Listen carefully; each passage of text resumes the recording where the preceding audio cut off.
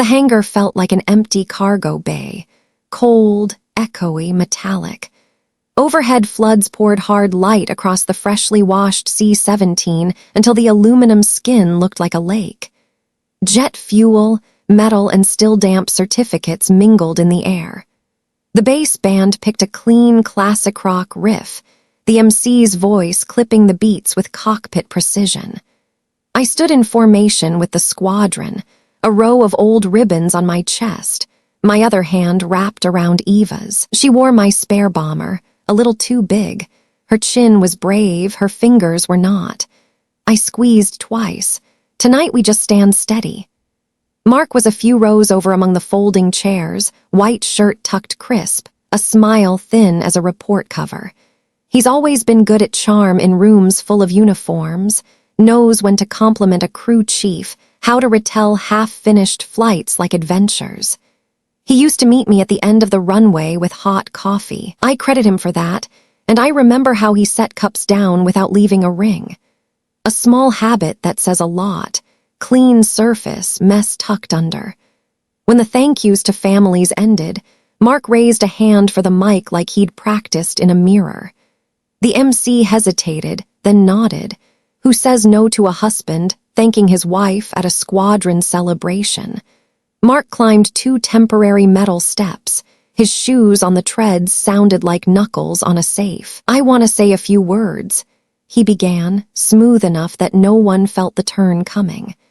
We, my wife and I, have decided to start separate paths. Half a beat for the scattered gasps. I wish her your major, safe missions. The sound in the hangar sucked back like someone throttled down the oxygen. A young tech set his paper cup on the floor too fast. Eva went rigid, nails in the back of my hand. I breathed like I do before I push the throttles, cracked a sports drink with one neat twist, raised it to eye level. Congratulations, Mark, I said, loud enough for the band's mic to catch and toss back thin across the aluminum. Heads turned as if waiting on a storm. I don't storm in my own hangar. I walked to the first sergeant. She held my eyes for a second, the eyes of someone who's herded chaos from troops to toddlers. From the flight suit pocket, I pulled a silver envelope, thick and heat-sealed like a cargo door. Would you hold this? I said quietly, and only open it after my daughter and I have left the hangar. She nodded and clipped it to her clipboard like it was part of the program. I saw Mark glance over, smile polite and diplomatic, still certain he was steering the narrative. He didn't know that envelope was my alternate runway, drawn weeks ago, a memory card, a copy of the prenup with the morality clause, and a timeline as cold as a row of OTP codes. Back at Eva's side, I said, I'm okay, and heard how winter-dry Delaware made my voice. She nodded, eyes wet and stubborn. I set a hand on her shoulder and walked her down the hangar's edge past the folding chairs and the MWR buffet with cold coffee and cookies.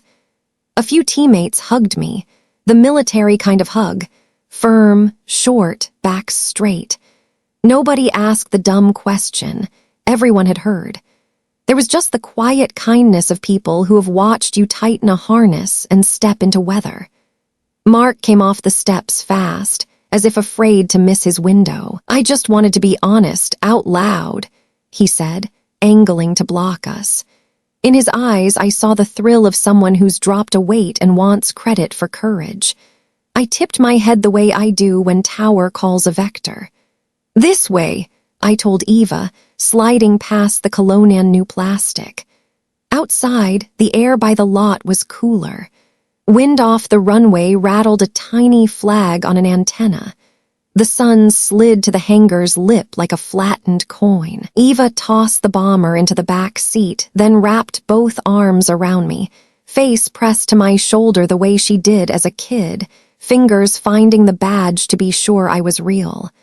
I drummed a steady rhythm between her shoulder blades. Home, she asked. Home, I said. I keyed the ignition. The dash lit, a familiar panel of numbers I read by reflex. My phone buzzed. An OTP code flashed onto my screen from the bank tied to Mark's travel card, digits plus a clipped merchant line. Something in me spooled down a notch. Nobody sends an OTP to my number unless I watch the rear view, the hangar shrinking to a bright rectangle with its lid left ajar. "What's wrong?" Eva said. I killed the screen and gripped the wheel until my knuckles blanched, then let go. "Nothing," I said, which meant something, and it's data. Mark appeared at the exit, waving like a friendly coworker in a Walmart lot. I signaled, eased the turn, slid out of his sightline. In my pocket, the tiny key to the minisafe tapped the slim memory card, 2 bright clicks only I could hear. Not everything tonight was humiliation. Some of it was coordinates. We rolled through the gate. The guard saluted. I returned it, not sure if I smiled. Wind combed the pines along the fence line. Out past them, the runway lights winked like stars that keep schedules. I didn't think about the crowd or the rumors already seeding group chats. I thought about the silver envelope on the first sergeant's clipboard, sitting quiet like a sealed order. I thought about the numbers that just leapt onto my phone. I thought about night routes where you don't need afterburn. You hold the center line until dawn shows up exactly when it's supposed to. The road that hugs the base fence was almost empty that night. Just tire noise skimming cold asphalt and red-green pricks of light hung in the sky like a giant nav panel. Eva nodded off against the window.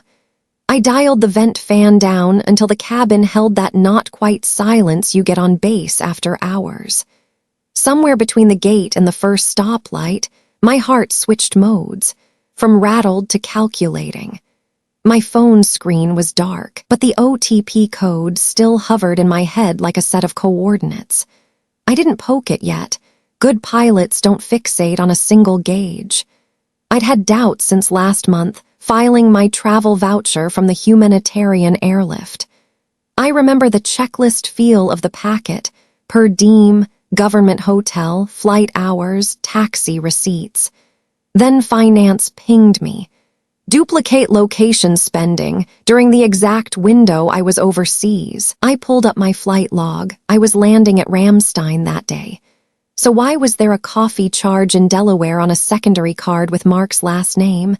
I sent a light text. When you open a sub-card? And got back a shrug emoji and system glitch.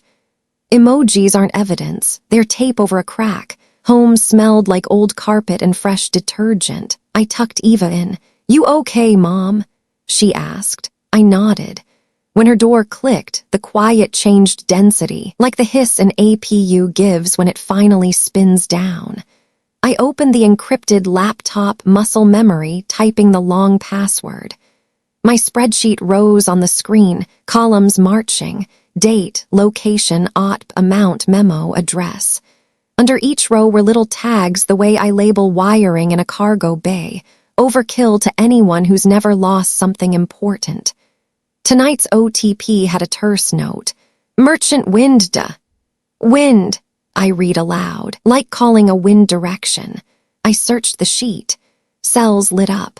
Not the first time. Same address in Wilmington, Delaware, 3 hits in a month. One on a day Mark said he was in Baltimore for work. I pulled an old email, a photo he'd sent Eva Brick Cafe behind him. Reflected in the window was a curbside BMW, charcoal nose cutting into the frame. I zoomed the sign, caught half a letter. I filed the feeling. From a drawer, I pulled our prenup, thin paper with the weight of plate steel. We signed it not because we didn't trust each other, but because my life is travel and I respect rules. The morality clause sat mid-page, straight as a runway. Violate fidelity and the division of assets tilts hard against you. Financial and communications records, if lawfully obtained, are admissible. We laughed back then. The clause we'll never need. Nobody thinks about the fire exit until smoke. In my cloud receipts, I sorted the images he'd asked me to hold so it's tidy. Last 4 digits, addresses, timestamps. I set them next to my flight log. A neat arrow Doher, right arrow Dover, right arrow Ramstein, while his layover purchases stayed clustered Delaware/Pennsylvania. One digital receipt carried a bland memo. Consulting fee to Wind LLC. I looked up the registered agent, a P.O. box and a phone that never picks up. An empty shell. All roads led to a mailbox. I slid the memory card, the one from the silver envelope, into the laptop. It clicked like a tiny latch seating. The folder I'd named weeks ago came up in block capitals, a warning to myself. Inside, screenshots of OTPs, a copy of the flight log, a drafted affidavit for the first sergeant to sign, and a subfolder tagged Wind LLC. I opened it. Files rose like stones surfacing at low tide. Bank app screen caps Mark thought he'd erased, a sloppy e-signature, agreement with Wind, and an audio file titled "Per diem is free money." M4A. I leaned back. I'd heard that line once, tossed off like a joke. Per diem is free money. No, it's somebody's tax dollars, somebody's sweat. I put on headphones and hit play. His voice poured through room noise, spoons on ceramic, a door slide, pop music in blur. "It's fine," he said, low and worldly. "Military per diem is free money. They don't check hard." A woman laughed, light and eager. I didn't need more. The timestamp matched a night I was bouncing Europe legs, back damp under a flight suit after the second landing. I stopped the audio and scrolled to another receipt. Same day, A tuition support pulled from our joint account to a mystery destination, memo written to conceal more than it explained. I underlined it in red ink and wrote, "Cross-check with Eva's 529. No conclusions yet. Pilots hate premature conclusions. Up there, haste kills faster than anger. I flipped on the desk lamp, added a probable link column, and drew thin lines from cell to cell.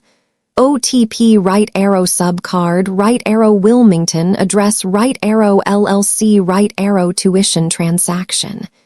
Every line was a question mark. The courtroom would be the period. I didn't bang any tables, didn't text Mark. I went to checklist, back up the card to cloud, re-screenshot the older receipts, draft the email to base legal, lock an appointment, list witnesses. First sergeant, visitor center clerk if needed, Lauren. Outside, the night contracted around the windows. In my head, the route lit up like a HUD. My phone lit again. Auto notice from the bank. User info updated. I exhaled and let the breath rasp the cold steel edge of the sink. 22:14. I added it to my log. Not because I'm precious about time, but because every minute marker hammers truth into a sea of noise. Ceiling fan whirring steady. I shut the laptop, killed the living room lights, left only the small screen glow on the pillow, like a line of luminous tape on a dark runway. Before bed, I opened Wind LLC one more time, letting the file list stand at attention. At the bottom was a PDF I hadn't opened. Lease BMW down payment. PDF. I tapped it and didn't open. Pilots walk the outside before we climb into the cockpit. Eva turned in her sleep and murmured, "Mom," from down the hall. "Right here," I whispered back. Out there, the bay wind salted the screens.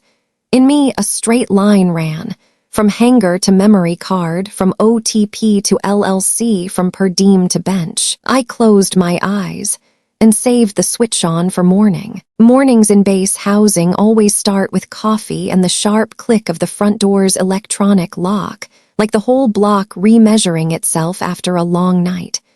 I let Eva sleep and brewed a small pot. The laminate counter was scuffed, one long scratch from the day I dropped a power strip on my way to a night sortie. The gouges looked like fault lines. I set my mug right where they crossed, like seating a pin. My phone buzzed. "Mark, I'm coming over. 10 minutes to talk." No question mark, no please. I looked out at the 3 stunted rose bushes, their leaves rustling in the wind. 3 options, Don't open, open and absorb, open and control. I chose the third. I'm not in the business of absorbing anymore. Quick war bag check. Copy of the prenup with a sticky at the morality clause, printouts of key charges, a USB backup of the memory card, a drafted affidavit for the first sergeant, my logbook with dates and times. I taped a note on the inside of the door for myself. If it escalates, call security forces. Not a threat, just a reminder. On base, there are rules. The knock came metronome steady. I slid the top latch, kept the chain on. Mark stood there, hair pushed back, light jacket, the same expensive cologne. He peered over my shoulder like a warehouse inspector before signing for a pallet. I need to speak privately, he started, voice low, pouring politeness over every word. No reason to make this big. You've got 10, I said. Living room, Eva's sleeping. I unchained, opened, and pointed to the center of the rug, my spot for back warm-ups before long flights. He stayed standing, maybe afraid a chair would tilt the ground under him. About last night, he said, I wanted to be clear. I didn't want you blindsided by rumors. Great, let's be clear. Where's the sub-card registered? And whose per diem is your free money? His eyes ticked like a needle nudged off hash marks. You're misunderstanding the bank system. Palm up, I laid a stack on the table with clean edges.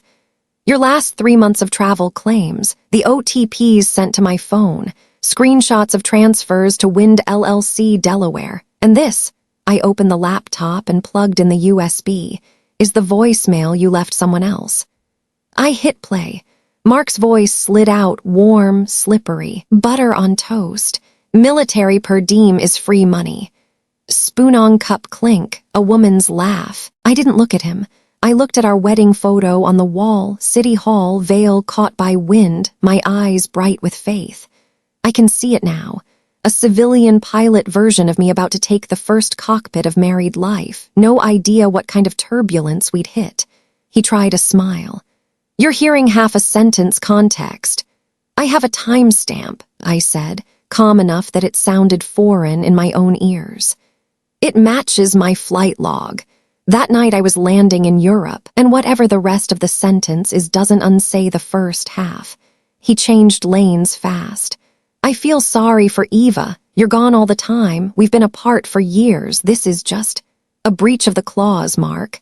I set the prenup down and opened to the tabbed page. Your signature, morality clause, read it. I leaned so he could see those straight-line words. His eyes snagged on asset division shall favor the non-breaching spouse. I didn't gloat. This isn't a game-winning shot. It's a map to the nearest exit. He flinched back half a step, then went offensive. You're not going to do anything stupid, right? Think about my work relationships. Think about your reputation. Base is small. He said your reputation like a butter knife on a soft cake.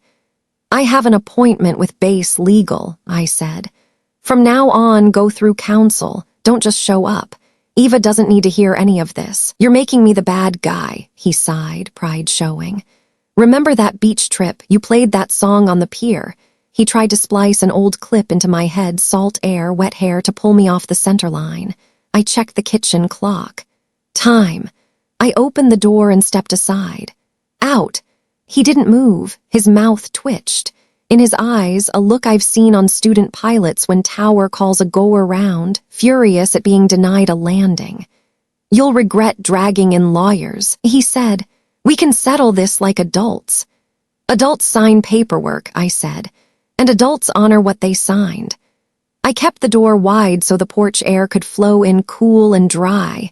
He stepped out. As I slid the bolt, my phone buzzed short and tight like a radio squelch. Bank alert. A 4-figure transfer just authenticated to a Delaware business account. It sounded like a tiny bolt fallen into an engine while taxiing. Small noise, big meaning. I leaned against the door for 1 second, let the tremor run through and leave. Eva peeked down the hall, hair mussed. He gone. Gone. I smiled the smile I keep for her when we clear rough air. Breakfast. If you eat with me, she said. I nodded. We ate toast and peanut butter shoulder to shoulder like sharing a narrow cockpit. I told her what she needed to know. I'd work with base legal. Our house was still our house. What looked like collapse last night was actually procedure, and procedure gets you to the ramp. After I wrote in the log, Mark came, confrontation, played voicemail, bank alert to LLC, duh. Next, confirm JAG appointment, pull statements, list Lauren as POC. I shut the notebook. The spine clicked like a latch catching. Outside, Delaware sun climbed the trees, steady, indifferent, as if to say clocks keep time whether anyone approves or not. Lauren's house is the red brick, 2-story kind with a wide porch. The kind that hangs flags on holidays and keeps wicker chairs for watching kids play ball on Sunday afternoons. Cinnamon and coffee hit us the second the door opened. Lauren hugged me, then Eva, the kind of hug that doesn't ask questions, just presses the leftover panic down into the floorboards. Her kitchen was flooded with light, butcher block counters scarred like historic creases. Family photos lined the wall, kids in goofy blue jerseys, and in one old frame Mark with shorter hair and a wholehearted smile. He pulled a stunt in the hangar. Lauren set a kettle on, eyes flashing cold. Classic him, thinks every room is a client summit. You don't have to pick sides, I said, pulling out a chair for Eva. I need a safe place for her a day or two, and a few puzzle pieces about Mark's recent habits. Picking sides is what my family does, Lauren smirked. I pick Eva. She slid a plate of sugar-dusted waffles in front of my daughter. Eva thanked her, voice steadier than yesterday morning. I unzipped the war bag, a black canvas tote that sounds like zipping a cargo hatch. I laid the tools on the table in straight lines. A copy of the prenup tabbed at the morality clause, the OTP address amount spreadsheet, a backup USB of the memory card, the log notebook. Lauren nodded like someone who understands that surviving a crisis takes structure. He parks a charcoal BMW on the side street, Lauren said, lowering her voice as she poured coffee. Earlier this year, I saw him talking to a blonde in a leather jacket. Plate, I don't remember all of it, just a K in the middle. I assumed client.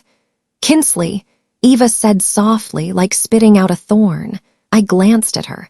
She looked down, cracked the sugar crust with her teeth, and went quiet. Lauren pulled her phone from a drawer and scrolled. Here.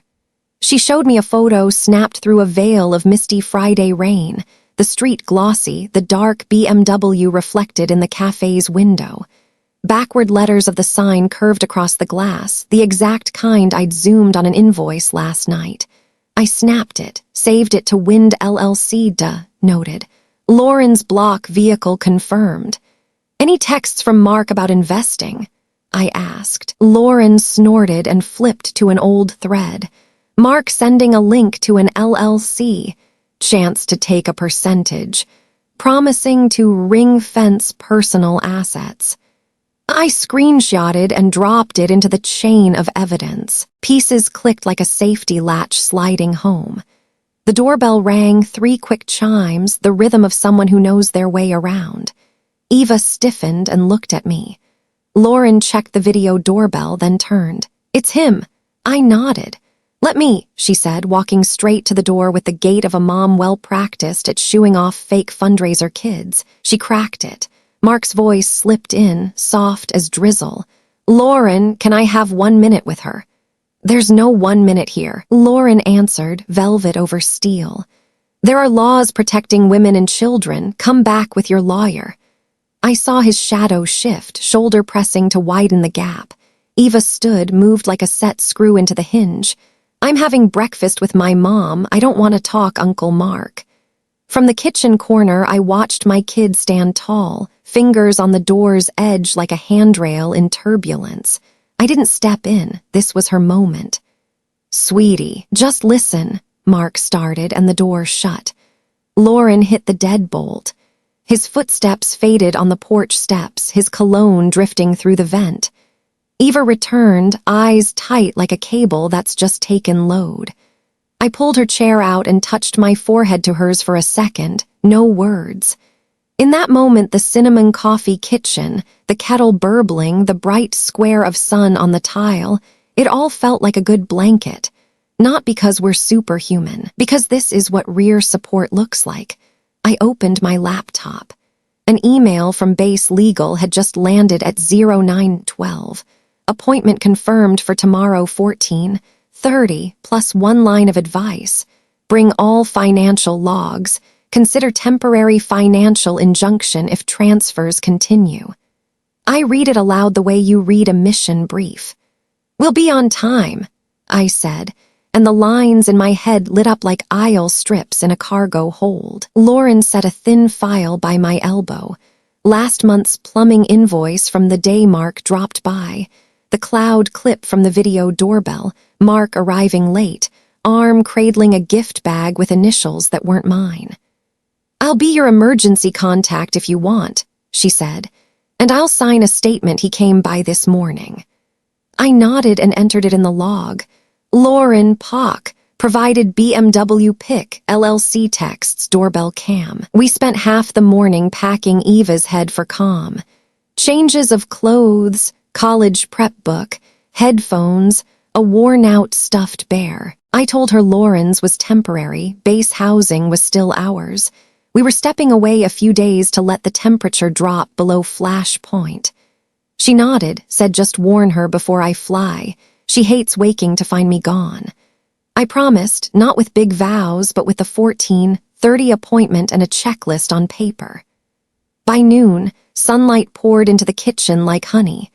I laid the documents out again and checked the order. Prenup, flight log, voicemail, OTP sheet, BMW photo, corner street photo, LLC texts, base legal email, each into a plastic sleeve with a label. Lauren watched, smiling. So very pilot of you, looks like a survival kit. I smiled back. Rescue from my own life. Before we cleared the table, I showed Lauren an email Mark accidentally sent me last month. She needs tuition next semester. The words hit like grit in the eye. Eva turned away, but I caught her hand and kept her here in the present.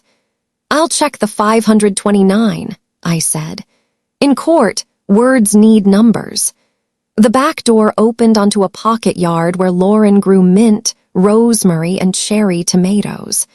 I stood a minute, breathing wet soil, hearing neighbor kids, the milk truck stop and go. Overhead, a C-17 traced a training pattern, that big gray dot that never seems to tire. I thought about long routes, not flashy afterburn climbs, just holding course in quiet until each waypoint appears in order. Rear support, counsel, financial order, the hearing. My phone buzzed. First sergeant this time. I kept the silver envelope as instructed, she texted. Call when you want me to sign the affidavit about last night. I thanked her and archived it under witnesses. Some people won't stand with you on the runway, but they'll stand with you on the porch, and that's enough. Afternoon tilted. Eva napped on the couch, 1 foot out from under a thin throw, hair across her cheek. Lauren topped off my coffee and asked quietly, scared. I shook my head, then told the truth. Yes, but fear isn't a flight plan. I stowed the war bag and zipped it clean. Sugar dust flecked the table like a little archipelago. I wiped it in slow circles. What I had this morning was a warm kitchen, a daughter who stood in a doorway, a cousin who knows when to throw a bolt, and a 0912 email that turns feelings into procedure.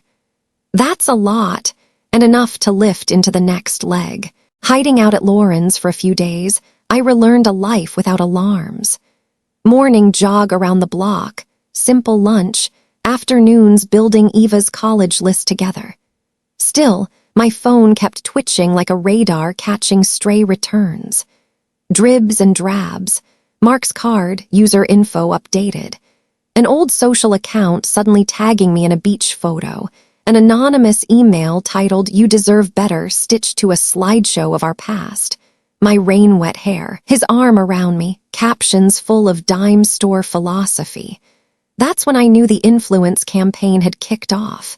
Gaslighting starts by redefining memory. Mark didn't call directly. He salted the internet, nudges through mutuals, reminder photos to inboxes he knew I'd open. One day in the PTA chat, someone floated a line about career-first moms and how kids need both parents at home.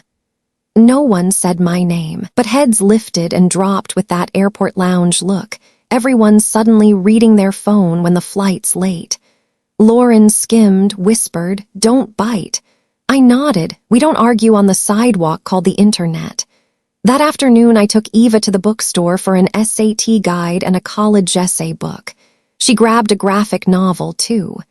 "Read it with me," she asked, voice as thin as a pen stroke. I said yes, not because I'm a comics person, but because each panel is an anchor point that keeps your head from drifting back into hint-filled inboxes. On the drive home, my phone buzzed again. A burner address sent an MP4, old photos cut to the song we used at the beach. Text over the top. Remember when it was simple? I eased to the curb and breathed. Lauren popped the rear door, lifted Eva's bag, and said, "They always pick the soundtrack first." I laughed without humor. Manipulators love a score. That night I opened the laptop and formally froze my channels. Scrubbed my apps, killed autosync, rotated passwords, turned on two-factor, built a contact whitelist. Council/JAG, First Sergeant Lauren, Eva's school, the bank. Everything else went to a folder named Icebox, no opening, no responding, save and log only. I spun up a fresh sheet titled PsyOps Log. Column A, timestamp. B, source. C, content. D, action, save/block/note. Every entry got a screenshot named YIMD HHMM source. I didn't promise myself it wouldn't hurt. I promised I wouldn't react. In parallel, I hardened witnesses. Pinged the first sergeant. "Time to sign an affidavit about the hangar." She sent a thumbs up and, "I'll read it out loud if the judge wants." Good enough. I called the visitor center about pulling guest logs. They'd need council's paperwork, logged it. Lauren handed over the doorbell cam clip from the morning Mark showed up. I saved it and stamped the time. All of it into evidence social. Each piece was another bolt torqued into the frame so the structure could ride out the shake. Mark didn't quit. Tuesday morning, a friend from my last base texted. He'd confided to a few folks that our marriage died ages ago and that I found someone new my career. I thanked her and asked for one favor, don't pass it along. She replied, "Done, I'm on Eva's side." I smiled. My kid is the safest orbit for people to choose. That afternoon, the PTA met in the school library. Eva wanted to go, class stuff. I sat in back while the chair droned about bake sales and a volunteer line item. During open comments, a man raised his hand. "We should keep an eye on families where one parent is gone a lot. Kids drift." Lauren's hand settled on my arm. I didn't stand and say, "Hey, I just flew relief cargo." Eva turned, eyes asking, "Need me?" I shook my head. She faced forward and lifted her hand. "I'm here," she said. "My mom's here too, on days she's needed. She wears a uniform to work." The room went quiet. The chair nodded and slid to the next topic like a pilot steering out of chop. Driving home, Eva put on music, not our old song, a new playlist. "I changed the soundtrack," she said, smiling. "Good," I said. Night fell fast. I idled the engine a beat in the driveway, habit cooling the turbines. My screen lit. Email from council. Subject line, "Working draft, temporary financial injunction." I skimmed. "Freeze abnormal transfers, compel Mark to disclose all linked accounts, subpoena Wind LLC, as an interested party." A red note in the margin. "If signs of asset flight continue, move to expand the order to partners/agents." It felt like holding short of the runway, waiting on towers cleared for takeoff. Before I rolled, I tidied the PsyOps piece. In PsyOps log, I added, "PTA comment anon, 1825 record sentiment. Action. No response. Note Eva's rebuttal. Another line. Anonymous email/old photo clip saved. Do not rewatch. I screenshot my friend's report and filed it. Documentation doesn't cure pain, but it turns pain into data. That night I wrote a short, polite note to mutual friends.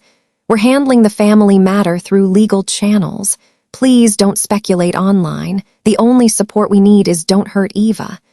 I reread it 3 times, cut any sentence that smelled like sides. Hit send. Think of it as laying runway lights along the social field. Once the house went quiet, I made hot cocoa and sat at the counter. The fridge hummed. Wind teased the chimes on the porch. I reopened the prenup. The language was as straight as the day we signed. Social media doesn't bend ink. In the log I wrote, status, stable. Plan, meet JAG, file injunction, prep motion demanding 529 statements. I remembered Mark's missent email. She needs tuition next semester. The words hovered like smoke, trying to fill my lungs. I didn't breathe them in. I added one more line. Request audit of 529 withdrawals. Before lights out, my phone buzzed again. Bank app. Unusual activity detected, business recipient in Delaware. Smaller than before, but the pattern persisted. I forwarded it straight to counsel with pattern continues. The reply came quick. Received. Strengthens the motion. Call at 16:40 tomorrow. I typed okay, set the phone face down. In the dark, I heard Eva's even breathing, a neighbor's garage door thump. I pictured afterburn, that dramatic tail flame, hot, showy, impressive. Then I pictured the long route, no tail flame at all, just a single arrow on the HUD lined up with the center line. I chose the second, and in the morning, we'd sign the papers. The base legal/JAG office sits in a low tan building with dark blue signage and a walkway as clean as a cargo bay floor after wash down. Inside, fresh paper, printer ink, and old coffee. The desk sergeant took my name, slid me a short form, asked for a bullet timeline. I filled it like a checklist. Hangar, public announcement, voicemail, per diem line, OT, recurring, Delaware LLC, receiving transfers, TA, gaslighting, evidence preserved. The JAG attorney, a captain with dark hair, pulled back, brought me in and mostly listened. I laid my war bag out like a tool roll. Prenup tabbed at the morality clause, flight log, PsyOps log, the BMW photo, the OTP chain, the 1430 confirmation, the draft injunction email. Each time I set down a document, she tagged it with a different sticky. Blue for money, yellow for witnesses, pink for risk. First, she said, stay in process. No direct contact unless necessary. Second, shut the valves. We'll file a temporary financial injunction today in Delaware Civil Court. Third, frame, this isn't who left whom, it's breach and asset flight. I nodded. Her fingers moved across the laptop like a gunner's. Add-ons, compel Mark to disclose all accounts, subcards, and any affiliated entities, including Wind LLC. Consider a garnishment notice at his employer if needed. As she looked up, you have copies of everything. I slid over the USB.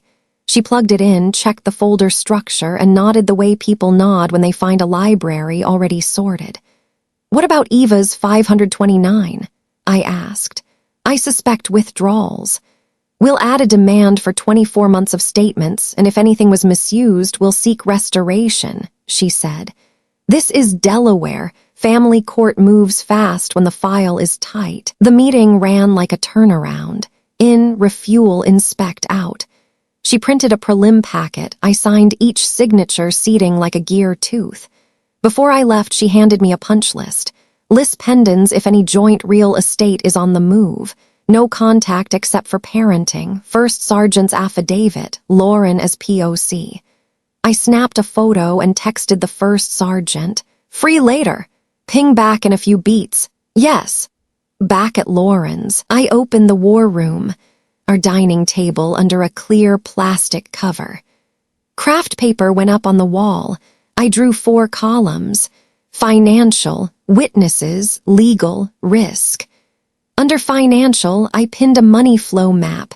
Joint account, right arrow subcard, right arrow Wind LLC, plus a spur to a strange personal account. The boldest arrow ended in a red box. $220,000, 3 large transfers in 2 months. Under witnesses, I pinned a headshot of the first sergeant, Lauren's name, and an empty square labeled Visitor Center Log. Under legal, I pinned the printed injunction draft and wrote in marker, "Filed today." Under risk, I wrote, "Social narrative ta old colleagues." Lauren stopped, brow furrowing at the diagram. 220 grand, she repeated. He's not pulling that off with overtime. I pointed to a smaller box labeled $15,000. Memo says tuition support. Same week he texted someone she needs tuition. Lauren let out a dry breath. "Your kid will be made whole," I said like an order. By afternoon, the civilian firm called, injunction filed, asking the court to freeze accounts linked to Wind LLC and to bar abnormal transfers. "Delaware's quick," the clerk said. "Hearing date likely within the week." I thanked her and logged it. While we waited, I dug deeper into Wind LLC. The operating agreement listed a straw name signatory. The registered agent was a P.O. box on Wilmington's main drag. Language so loose a breeze could tear it. I printed and underlined every at manager's discretion. This wasn't a company. It was a screen. At the bottom of the folder sat an email thread between Mark and Kay. Display name Kinsley, chatting about a BMW down payment, with lease BMW down payment. PDF attached. I opened it. $15,000 as down payment. Sender Mark, memo, temporary loan. I straightened. The missing month in Eva's 529 ledger dropped right into that notch. I didn't write proven. I wrote, strong hypothesis, verify with 529 statements, and filed it under financial. Toward day's end, the first sergeant knocked, uniform crisp, cover underarm. She stood at our table, now a signing lectern, and read the affidavit I'd drafted. Date place marks announcement, my response, the silver envelope transfer. Her voice sounded like a start engine's call, short, clear, steady. She signed with a sure hand. "I hate when people treat a hangar like drama theater," she said, dry smile. I returned it. I turned it into a file. By the time she left, the sky had gone slate. Sunset washed Lauren's mint pots in metallic green. I set the kettle and prepped for the civil attorney call at 16:40. Minutes before, my phone buzzed. Email from Delaware Family Court. A subject line I'll remember. Order, temporary financial injunction granted. I opened it and read every line. Temporary freeze on accounts tied to Wind LLC. Mark to disclose all accounts within 48 hours. Ban on transfers above routine spend. Preliminary hearing set as soon as available. A footnote. Respondent indicates intent to present a witness. I braced my hands on the counter and felt my chest settle, like leveling into smooth air. Not a victory, stability. I forwarded the order to Lauren and JAG, then pinned a fresh card under legal. Order granted. The phone rang, counsel came on brisk. Good news, other side flagged a witness, likely Kinsley. Will pair lease BMW down payment. PDF with the 529 pull. Prep flight log, voicemail, first sergeant's affidavit. They're laid out, I said, eyeing the war room. Papers, arrows, amounts, dry and in their way beautiful like a night approach chart. No afterburn, just center line. Outside, the dark finally took. Eva slipped in from study group, easing the door. I pointed to the new card under legal. She read it, eyes bright. "We have a hearing date, Mom." "We do," I said. "And they're bringing a witness." Good cliffhanger, like towers call on the open frequency, all rise. I killed the burner, killed the dining light, and left the little lamp over the sink, a strip of glow to guide us into morning. The courtroom at Delaware Family Court was smaller than I'd pictured. Dark wood, low ceiling, a wall clock ticking like a metronome ordering everyone to keep tempo. I took a seat in the third row, back straight, hands on a file stack labeled in fat marker. Flight log, financials, affidavits. My attorney brushed my elbow, breathe slow. I breathed the way I do holding short in heavy cloud, long, even, no drama. All rise. The bailiff's voice carried. The judge stepped in, silver hair, bright, steady eyes. He scanned both tables the way you scan a flight plan. Sequence first, feelings nowhere. We are here to evaluate an alleged breach and asset dissipation, he said, even and dry. Personal grievances stay outside. Across the aisle, Mark sat upright in a pale blue tie, face arranged into decency. Beside him, Kinsley, blonde, soft blazer, looked like she'd wandered into a life skills workshop. Behind me, Lauren settled with the expression of a ship's anchor. Eva waited in the lobby with her study book, Our Deal, so no one turned her into a prop. Opposing counsel opened with varnish. This marriage has been over for a long time. My client seeks a happier path. The judge held up a hand. I don't adjudicate happiness. I adjudicate paperwork. My attorney rose and set down 3 binders. Then here is the paperwork, Your Honor. We moved in order. First, the flight log, the night I was in Europe. Then the voicemail, Mark's voice in my headphones. Military per diem is free money, the timestamp matching the log. The judge listened without flinching and made a note. Next, the Opta Wind LLC to trail arrows of money repeating the same route. Source of Wind LLC, he asked. A shell, Your Honor, my attorney said. Registered agent is a P.O. box, no credible business activity, functionally a receiver for funds from the respondent. He nodded once. We entered the first sergeant's affidavit, the hangar, the public announcement, the silver envelope. Read aloud, each sentence landed like a nail set true. For a breath, I felt cold hangar light on aluminum again, then it passed, like a gust through an open bay. Opposing counsel tried to swerve. Per diem was a joke, Your Honor. Wind LLC is a legitimate investment. Then the jab they'd been saving.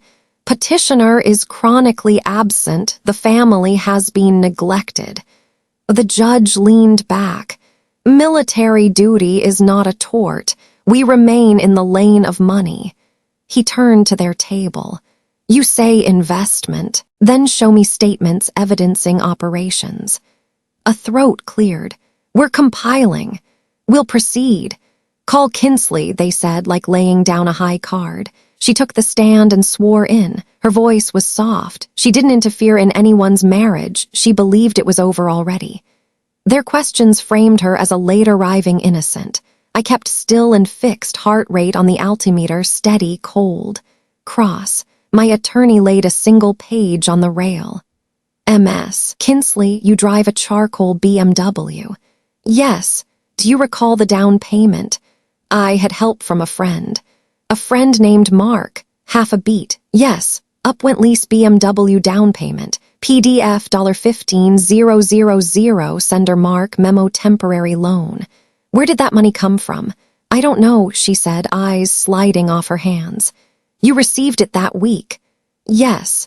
Were you aware that same week, a 529 college fund for Eva, the petitioner's daughter, shows a withdrawal in a similar amount? The room dipped like an aircraft punching into a dense cloud. I didn't know. Opposing counsel snapped up. Objection, speculation. The judge looked at our filing. The request for 529 statements was in the motion. He nodded to the clerk. The question goes to financial linkage. Will confirm against produced statements. The witness answers not aware. Then to Kinsley, you drive the BMW daily. Yes. You understand temporary loan implies repayment. A swallow. Yes. From what source? Mark said once things were settled. Settled how? The divorce. The word hit the wood like a small dropped bolt, quiet, carrying. My attorney entered the cafe photo of the BMW and Lauren's corner street shot. Lauren's statement slid into the record like a straight pencil line, plain and useful. I watched Mark's hands knot, his gaze pinned to a meaningless spot in the floor. The judge squared the stacks so their edges were flush. The court observes repetitive transfers, a business entity with no demonstrated operation, and an audio statement reflecting disregard for spending rules tied to public funds. The morality clause in the prenuptial agreement is plain. As to the 529 plan, the court orders the respondent to produce 24 months of statements within 48 hours. Should those entries correspond with the $15,000 down payment presented today, the court will order full restoration and consider sanctions. He paused, eyes on both counsel. The court maintains the temporary freeze and extends it to any accounts affiliated with Wind LLC. Further hearing will be set upon receipt of complete statements. No applause exists for moments like that. Just paper rustle, a chair leg scuff. I felt the big machine I fly slide out of chop and line back up with the center line on the HUD. Not victory, stability. And not an abstract principle, Eva's tuition, and a clause we once joked we'd never need. Out in the hall, Mark moved fast. 1 minute, he said, voice tight.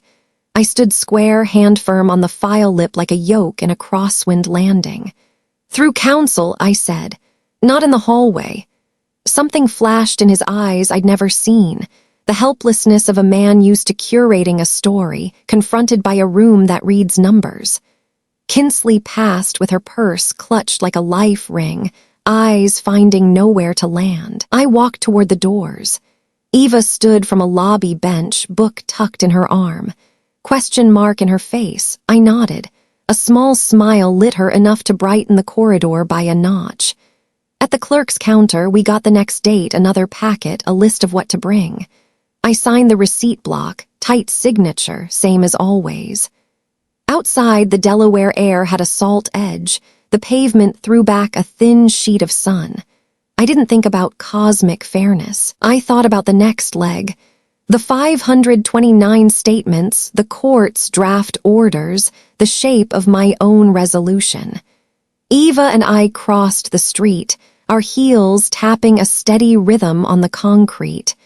No afterburn, just the line. I woke before the alarm, not from worry, just a body tuned by years of duty rosters. Delaware still held a skim of fog. That thin cold kissed my skin as I zipped up for a run. Lauren had left a note on the counter. Coffee's hot, go get it, Major, and a silver thermos. Outside, my breath steamed like engine exhaust before the RPM settles. The street was still asleep, a few birds tapping the utility line, a milk truck ghosting past with the mixed smell of gas and fresh bread. I ran along the base fence.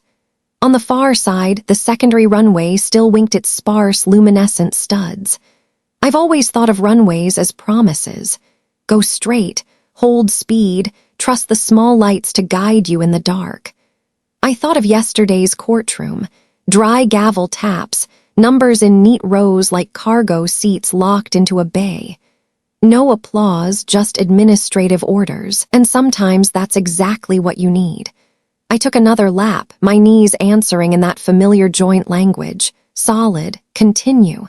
Back home, Eva was at the table, hair pulled high, laptop open to a grid of college sites. Smoothie or coffee, she said. Coffee, I answered, showing the thermos and a grin. We ate toast and eggs. The kitchen TV scrolled mute local headlines like low clouds.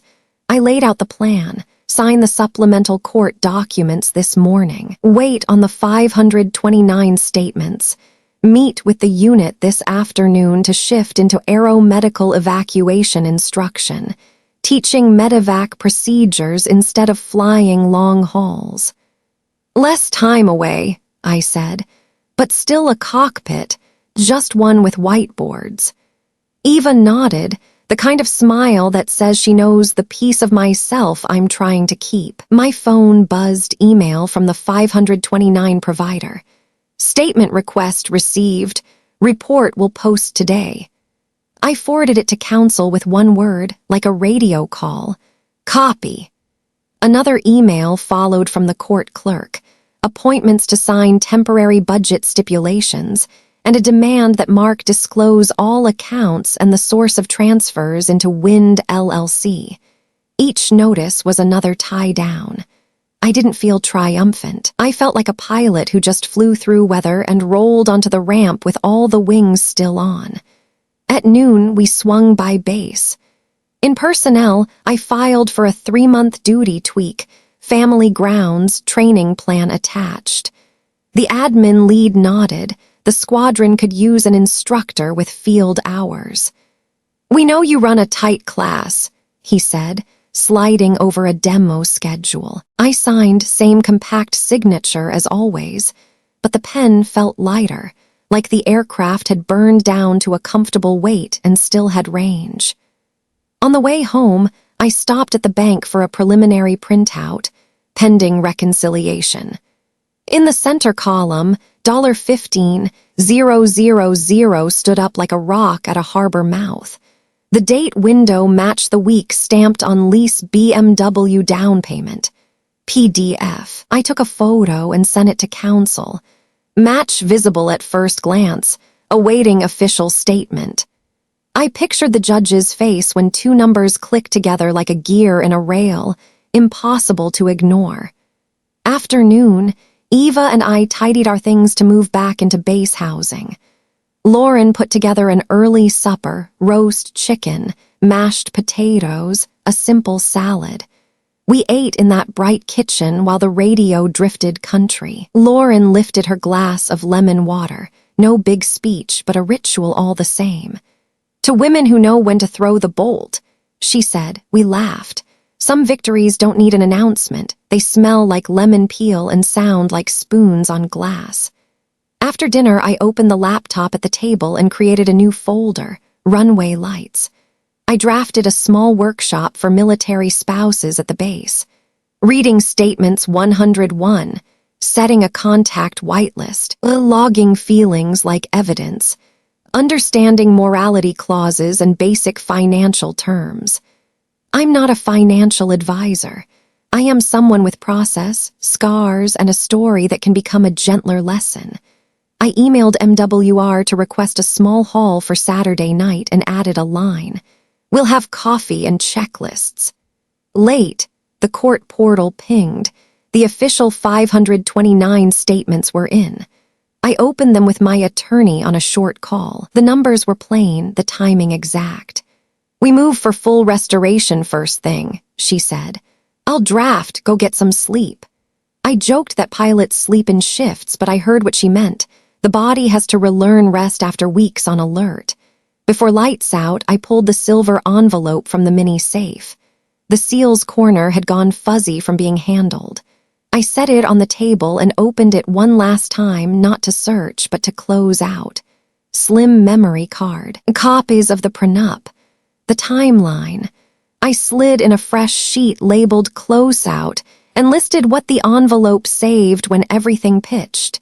Discipline, teammates, rear support, a kid who planted herself in a doorway, and a dry, useful legal system. I resealed it not for war, but as a reminder of a storm survived. Night on the back steps, wind combed Lauren's mint leaves into little whispers. Down the block, a couple pushed a stroller. Someone's dog gave one bark and thought better of it. I let myself think about Mark. No speeches here, no soundtrack. Just numbers, stamps, signatures. I don't know if he'll ever understand that afterburn. The pretty tail flame doesn't take you far. What gets you home is an honest route and patient lights. At first light, an email chimed. Full restoration of the 529 confirmed. I texted Eva a sloppy heart even though she was in the next room. She ran out and wrapped me from behind like when she was little.